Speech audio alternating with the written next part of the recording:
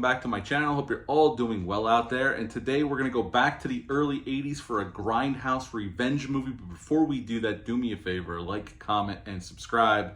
Subscribe. I greatly would appreciate that. Also, as always, a shameless plug for my TeePublic store. I'll leave a link for that in the description box below. And today we're going to talk about Vigilante. Yes, this beautiful cover art from Blue Underground. This is not my 4K. This is Dale_A's 4K. He let me borrow it. I want to give Dale a shout out for his podcast, Bat and Spider. Him and Chuck do a great job over there. I drop an episode every Thursday. Go over to Apple Podcasts and Spotify and subscribe to their podcast. Send those gentlemen some love. Tell them I sent you. They have a great podcast over there. And yes, today we're talking about Vigilante. Vigilante came out March 4th of 1983. It's rated R. It's an hour and 30 minutes long, had a budget of $2 million, and upon release it made a little over $5 million. This was directed by William Lustig. William Lustig had done Maniac in 1980, and then Maniac Cop in 1988, and Maniac Cop 2, Maniac Cop 3. And so he was on the low-budget scene in New York City. In this film, we got Robert Forster as Eddie Marino, Fred Williamson as Nick. He works with Nick, and they're friends. And Joe Spinell plays Eisenberg, and he is a shady lawyer that gets these gang members out of some serious jail time. He's not on screen all a lot, but he was the Maniac in Maniac. He was in Rocky as the mafioso loan shark guy. And we'll talk about Joe Spinell as we go through this film. Right at the beginning of the film, as it opens up, we get a monologue by Fred Williamson's character, Nick, talking about how crime's out of control. Their neighborhoods are getting overrun with criminals. The cops are basically ineffective. There's not enough police officers to patrol, and people are afraid to leave their homes. And if they want to keep their neighborhood, they're going to have to fight back. And that's how the movie opens, and it sets the tone perfectly for the rest of the film. And Nick is in and out of this story. I mean, Fred Williamson is one of the stars here, but this is Robert Forster's story, his character's story, because the whole movie pretty much centers around these gentlemen trying to take their neighborhood back, but also Eddie's character, Eddie Marino, goes through hell in this film. As we see his wife and his son gets killed in this home invasion after his wife witnessed this crime and tried to stop it at this gas station. The gang follow her home. She gets cut up real bad in the hospital, and the wife, and this, like I said, the son gets killed. And so Eddie's wife ends up leaving him after she gets out of the hospital. She can't go back to the house. She doesn't understand why the neighbors didn't help. And Eddie decides, he thinks Nick and his other friends are a little nuts, going out and pretty much being their own squad of trying to take, vigilantes, trying to take back the streets of this neighborhood that they've called home for so long.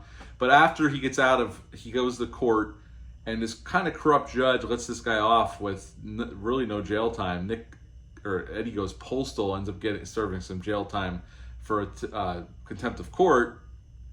And once he gets out, he's ready to exact revenge. And revenge they exact on this gang. They end up killing a couple guys, and that's pretty much the end of Vigilante. Eddie gets the revenge that he wants, and he blows up the judge at the end of the film. That's how the movie ends. He sets a bomb on the judge's car. He waits for the judge to come out. He sets it off, and that's pretty much the end of Vigilante. They were planning on doing a sequel, but it never materialized. It never went forward. But this film, I'll tell you what, the cast is good here.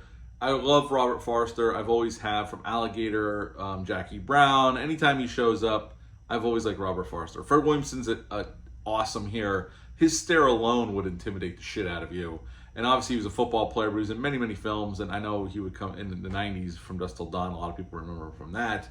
And Joe Spinell I always liked him when he shows up, but it was said on set, by this point, he was heavily into his alcoholism and drug abuse. So he's not in the movie that much, but he was always late to set, and you never knew what Joe Spinell would show up. But he is good in the movie for what is there.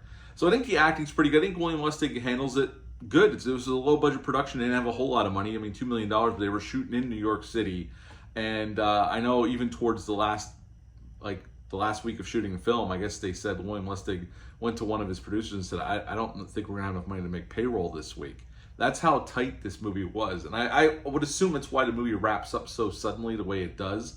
Because I like the way it wraps up, but it wraps up really quickly. So it's almost like they did run out of money, and that was it. They were done shooting after that.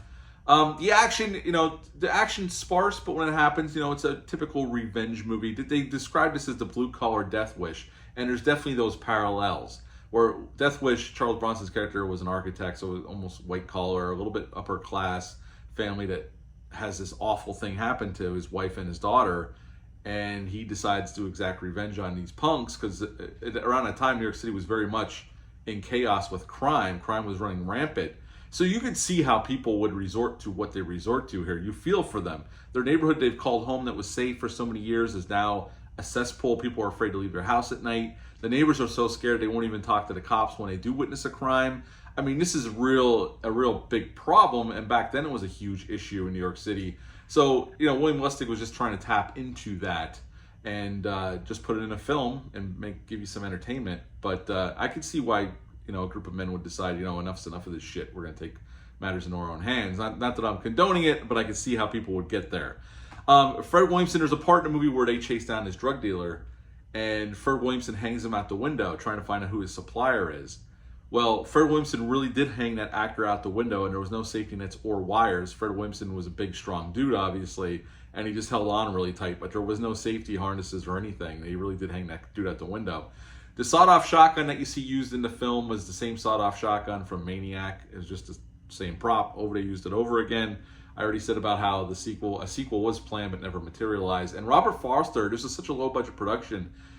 Robert Foster would help move lights and chairs and whatever. He would help out the crew just trying to get the next shot set up because he realized it was a low-budget production. He was just trying to help out. And they did sing his praises. There's a couple documentaries on here. In the documentary, they say about how he would help move equipment around so they can get on to the next shot. Because, again, this was a very tight schedule and a very low-budget movie.